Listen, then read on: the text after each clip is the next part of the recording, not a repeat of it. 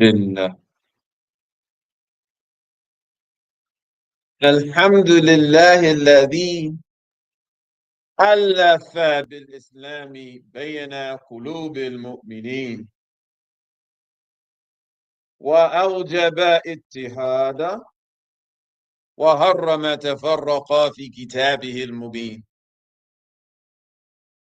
وأشهد أن لا إله إلا الله وحده لا شريك له، وأشهد أن سيدنا محمدا عبده ورسوله صلى الله عليه وسلم وعلى آله وأصحابه أجمعين. عما بعده، فيا عباد الله، أوصيكم ونفسي أولا بتقوى الله تعالى وطاعته. That is, our praise is due to Allah, who united the hearts of the believers with Al-Islam, and He obligated us to remain united, and He forbids that we become separated in His book, which is most high. We witness that none deserves worship except Allah, who's one alone, having no partners, no associates. And we witness that Muhammad sallallahu alayhi wasallam is Allah's servant and His messenger. And what follows of that salutation, I advise you as well as I advise myself to fear Allah and thereafter be obedient to Him. Brothers and sisters, as we attempted to remind ourselves, so I say ourselves, I remind you, but I'm speaking also to myself, of the blessing that are concerned with the bitter cold that's coming in this weekend is to make sure our pipes don't burst. That's our concern. Make sure that you cover up your plants and that you make sure your pipes are not at risk. That's a great blessing. Those of you who were here last week, we talked about there are so many people around the world who will be worried about freezing to death under these circumstances, who may be homeless, who may be refugees, who are not enjoying the comforts that we're enjoying. So we are in an extremely blessed position that we only have simple worries about if our pipe burst and what are the implications of that burst. Not to trivialize the reality of that hardship, but just to say there are others who are suffering in a way beyond, well beyond that. And we thank Allah subhanahu wa ta'ala for all the blessings that He has given us as individuals and in our individual lives. Last week, we began to talk about Baqarah and the soundness of the heart. And we also introduced a conversation about how Baqarah very quickly begins to talk about diseases of the heart. Very quickly. If you read the Quran, if I just start with Al-Fatiha and I begin to read it, we know we come through the 7 ayah of Al-Fatiha, which are called Quran. She's called the essence of the book, the mother of the book, that in the 7 ayah of Al-Fatiha contain the meaning, in essence, of the Quran. Then we go into Surah Baqarah, And if we're just reading it immediately, we are we point to A'udhu Billahi Minash Shaitanir Rajim, Bismillahir Rahmanir Rahim, Alif Lam Mim. And we talked about that just a little bit, depending on which tafsir you read. Even classical scholars. Some classical scholars have explained Alif Lam Mim. They've actually did long dissertations on Alif Lam Mim, what they mean. For so long, our exposure to scholarship may be so limited that we're not able to engage with the wealth of scholarship that has been produced of giving commentary of the Quran over the last 1400 years, and sometimes our dogmatic disposition. Sometimes as Muslims, we think we've come, that we're on the haq, and that's it. We're on the haq now, and anybody else that's not on the haq that I'm on is deviant. And then 10 years later, you realize how far away from the haq you were when you took that disposition 10 years ago. So the richness of scholarship, so this Alif Lam Mim we mentioned last week is an attention getter. All of those explanations are beautiful. Then we talked about ذَلِكَ الْكِتَابُ لَا رَيْبَ فِيهِ هُدًى لِلْمُتَّقِينَ. And as I was going back over my notes preparing for today's Jum'ah, I was reading the tafsir of Jalalain, a classical tafsir of Quran, and it pointed something out that I was aware of, but I thought it would be beneficial to reflect on this week as we move on in this surah, that when it says ذَلِكَ الْكِتَابُ لَا رَيْبَ فِيهِ هُدًى لِلْمُتَّقِينَ, that the هُدًى لِلْمُتَّقِينَ is the khabar. It is the predicate. It is that which is explaining in grammar, grammatically. Grammatically, in a nominal sentence, you have mubtada wa khabar. Mubtada is the subject, khabar is the predicate that gives information about the subject. Right? So la rayba fihi hudan lil muttaqin grammatically is giving you a description of the Quran. So I want to stop right there for a second. For if somebody came in the room and they told you, I'm looking for Sulaiman, or I'm looking for Salman, or Muhammad, let's use that, because there's a whole bunch of Muhammads in here. You say, which Muhammad you looking for? I'm looking for Muhammad Abdullah. Well, what does he look like? Tell us about Muhammad. How tall is Muhammad? What color is his eyes? What color is his hair? Because you want description. Understand that the Quran describes itself to you. The Quran is telling you about itself. It's giving you a description of itself so that you will understand what you're about to engage. So you are about to engage this book. There's no doubt. That's a description of it.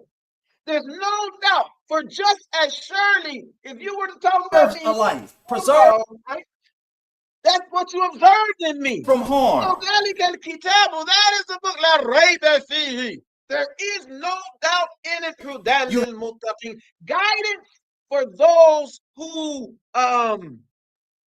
they guard their relationship with God. الذين يؤمنون بالغيب. You as an individual is those who believe in the unseen.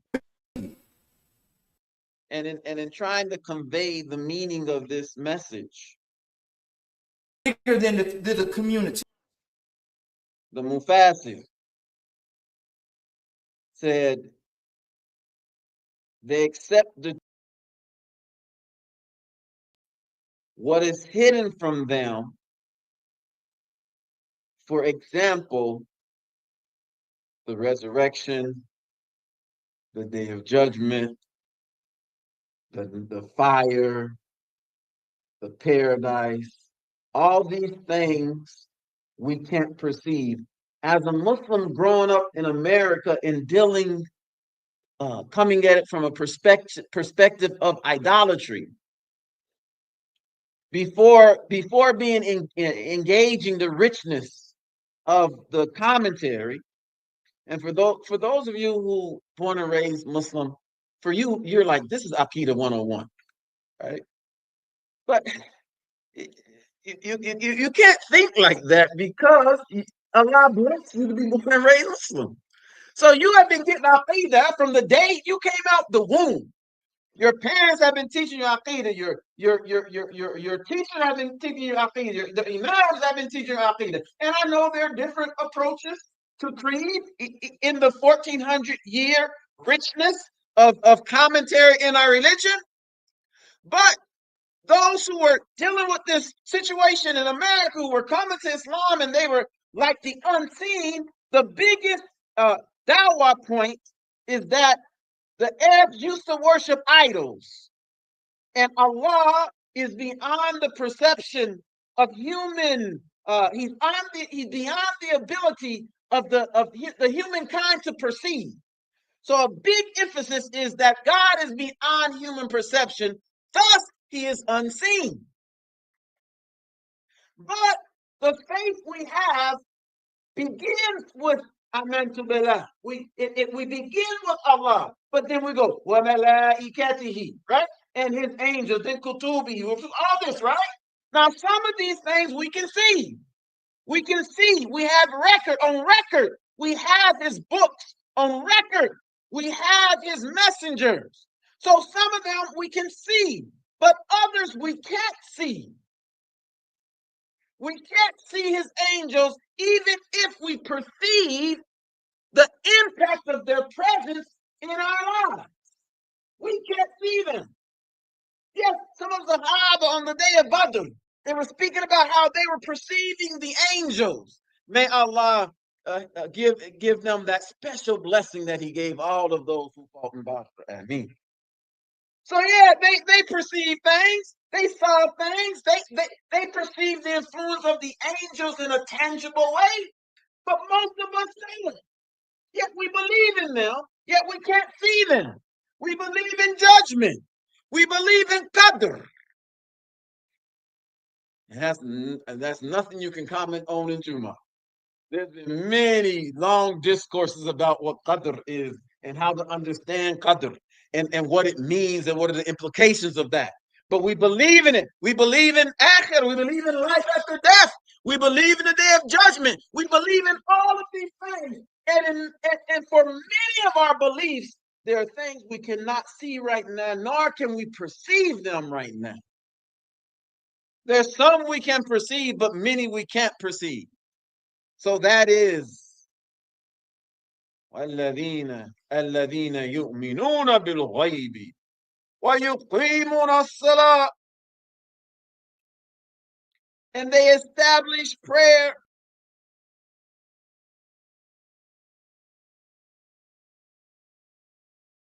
One of my teachers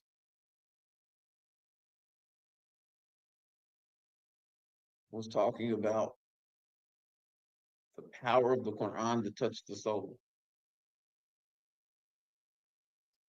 And when you first are engaging the Quran, you read verses that touch you emotionally. Because they're emotional verses. Certain verses are emotional. Allah is kind to His servants. That's emotional. Allah is the forgiving and the merciful. That's emotional. But He was also talking about how that the Quran's beauty is deep, and it's so deep it's beyond what your rational mind would always perceive as beautiful. He said it could be a verse on riba and brothers and sisters crying, tears rolling down their eyes, tears rolling down their face from the beauty of the Quran, from the power of the Quran, and the ability of the Quran to reach in and touch and massage your soul when you're not even perceiving it.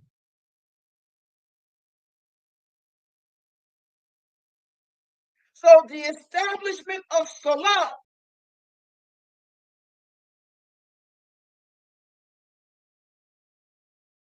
doesn't,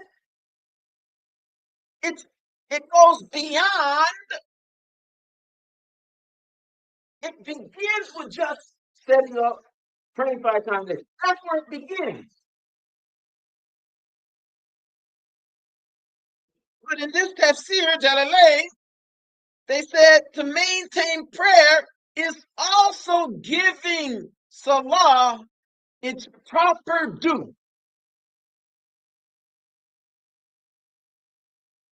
approaching it with the proper disposition, the importance of it. Allah has granted you permission to stand and worship Him 5 times a day. You can't go to the mayor of Houston 5 times a day.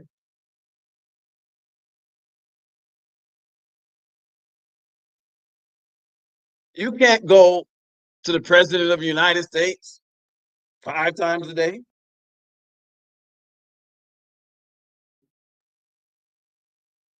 Now, I've gotten older, so I don't know popular culture the way I used to. But you can't even visit Patrick Mahomes 5 times a day. Yet here Allah, out of His mercy, have given you permission to stand before Him 5 times a day in a special thing designed to cultivate and grow your soul. And He has given you His own words for you to communicate to Him with.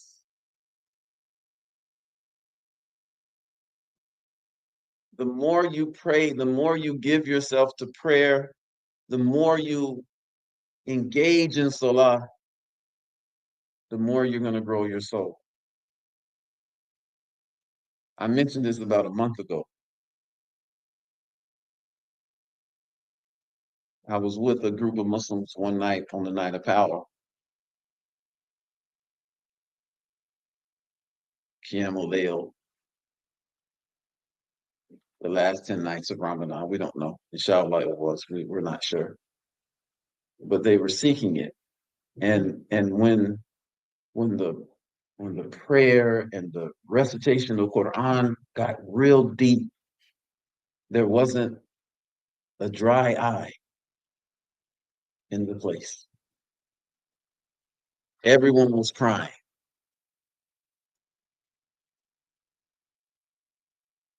When I was younger and more, I pray Allah has removed, that He continues to remove arrogance from me.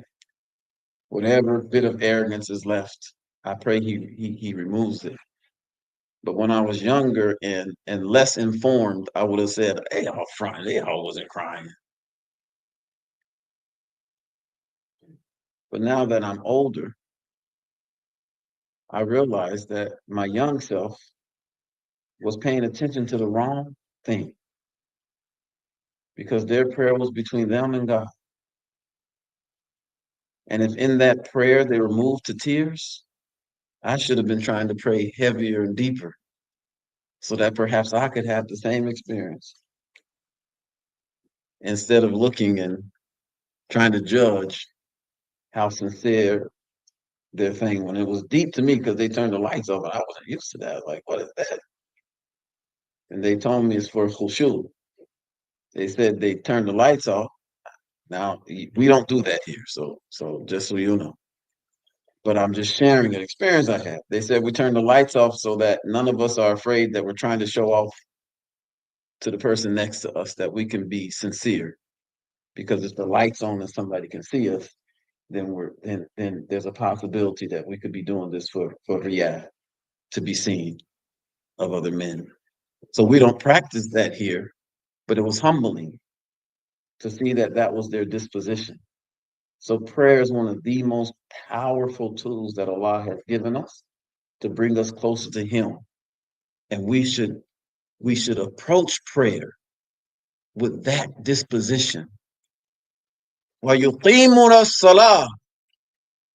If this is the description of muttaqin, Allah is describing what we're all trying to get to.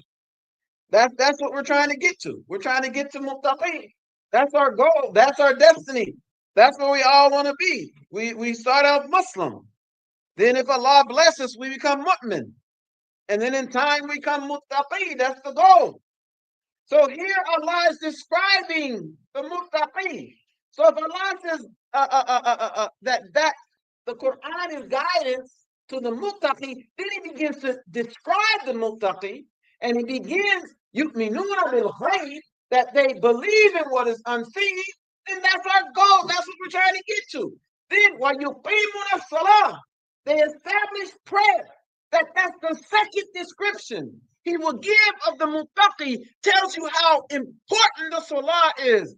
And our Prophet Muhammad sallallahu alaihi wasallam, to give even more emphasis on the important, in this presentation, on the importance of salah, I want to quote to you that the Prophet sallallahu alaihi wasallam said the first act that the son of Adam will be questioned about on the day of resurrection is his prayer. It's his prayer. That tells you the importance of salah. And the salah will make our hearts sound. The salah will make our hearts soft. And the salah will bring us closer to Allah subhanahu wa ta'ala. Can y'all move up? There's people standing at the back, inshallah. So move up, please, inshallah. Let's make room. Let's make room, inshallah. We're almost finished, so move up so those who are at the back, they can find a seat, inshallah.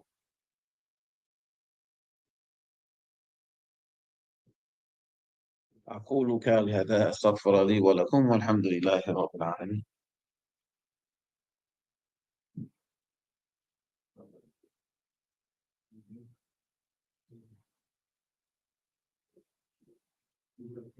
الحمد لله رب العالمين والصلاة والسلام على رسوله الكريم محمد صلى الله عليه وسلم وعلى آله وأصحابه أجمعين أما بعد.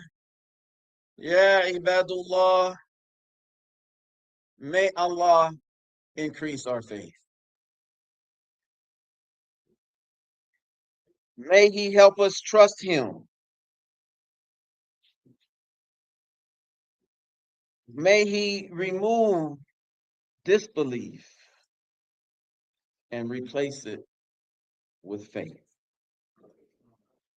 May Allah remove our distractions, those things that constantly distract us from building our faith and our love for Him, our faith in Him, our love for Him, our love for Prophet Muhammad sallallahu alaihi wasallam.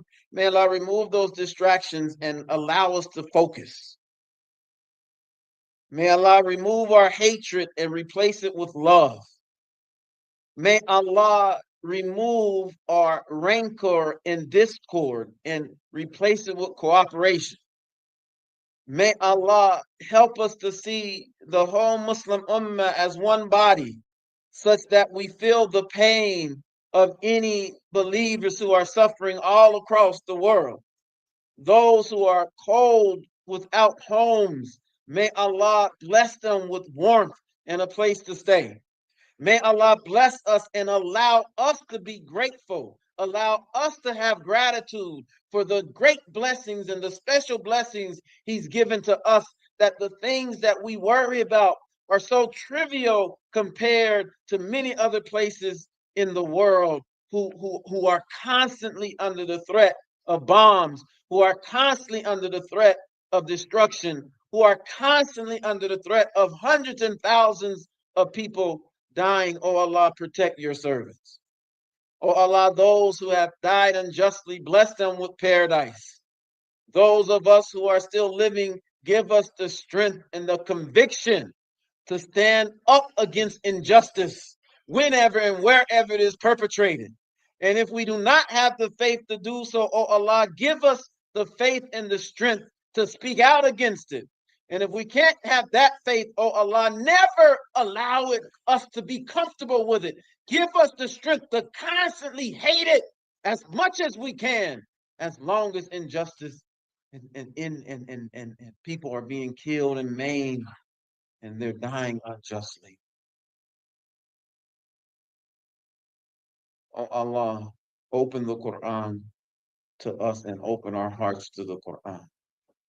Help us understand the Sunnah of Prophet Muhammad sallallahu alaihi wasallam and apply it in our lives. ربنا آتنا في الدنيا حسنة وفي الآخرة حسنة وقنا عذاب النار.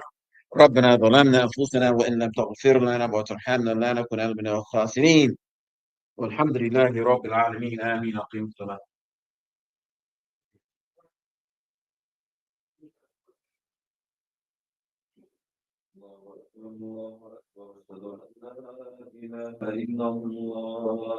أشهد أن محمدا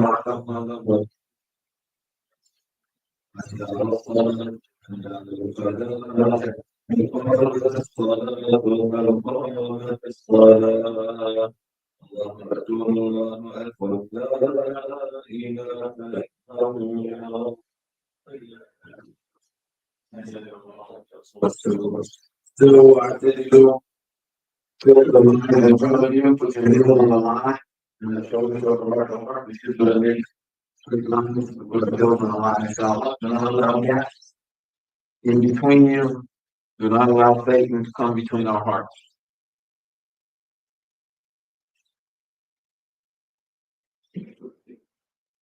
Allahu Akbar.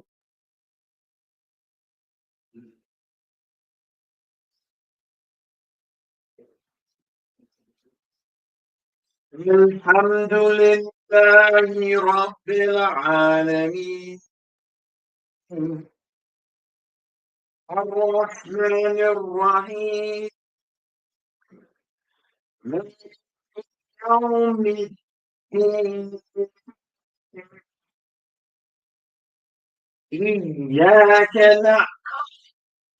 إياك نعبد وإياك نستعين اهدنا الصراط المستقيم صراط الذين أنعمت عليهم غير المغضوب عليهم ولا الضالين.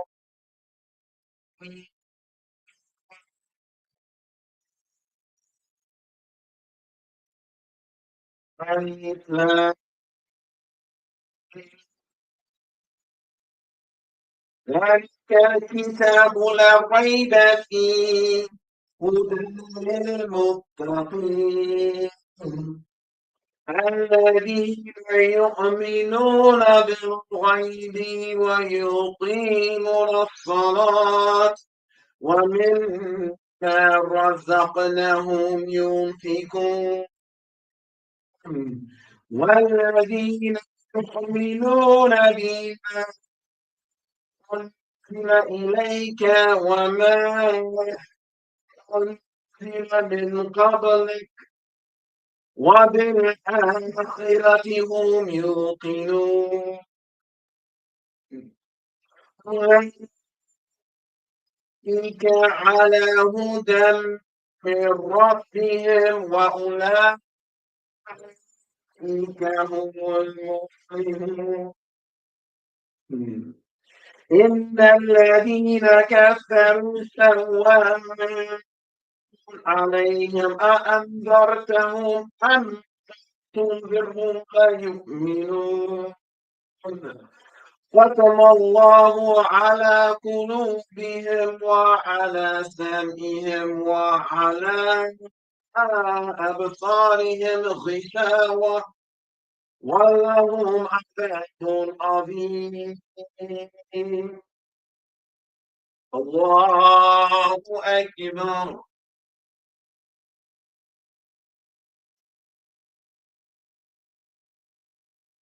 سمع الله لمن حمده الله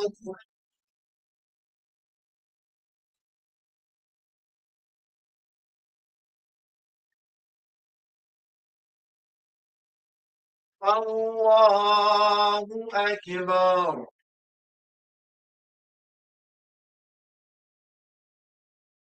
الله أكبر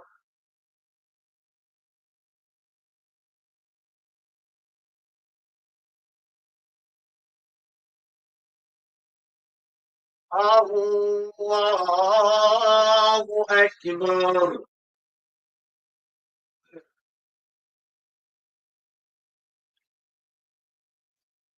الحمد لله رب العالمين الرحمن الرحيم مالك يوم الدين إياك نعبد وإياك نستعين اهدنا الصراط المستقيم صراط الذين أنعمت عليهم غير المغضوب عليهم ولا الضالين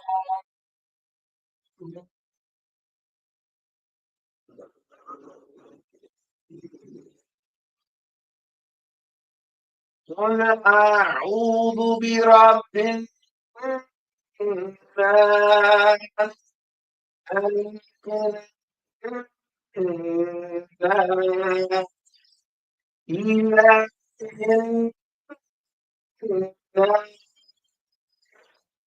الناس من شر الوسواس الخناس الذي يوسوس في صدور الناس من الجنة والناس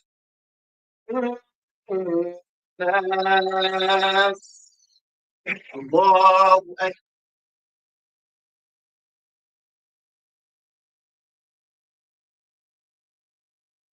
سمع الله لمن حمده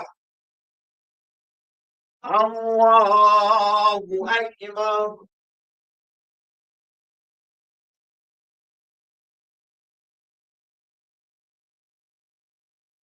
الله أكبر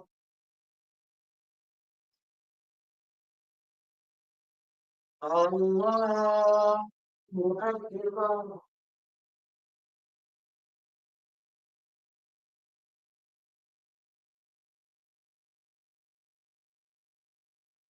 الله أكبر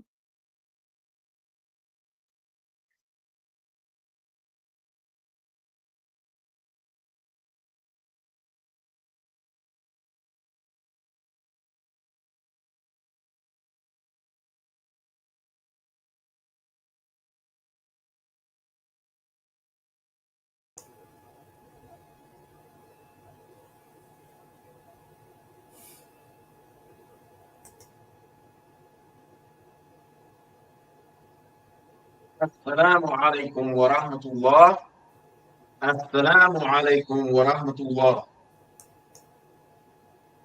Brothers and sisters on your way out, make sure that you be generous donations. Ramadan is coming up. We're going to be offering some very light iftars, not much, just a little bit to eat. So if somebody wants to sponsor iftars during Ramadan, please see me sometime between now and Ramadan and let us know, inshallah.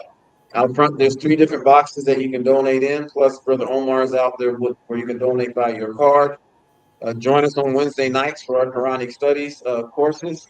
Also, join us on the 14th, 15th, and 16th of February at our second annual Resilience Conference, a conference celebrating African American Muslim history. May Allah keep you and your family safe.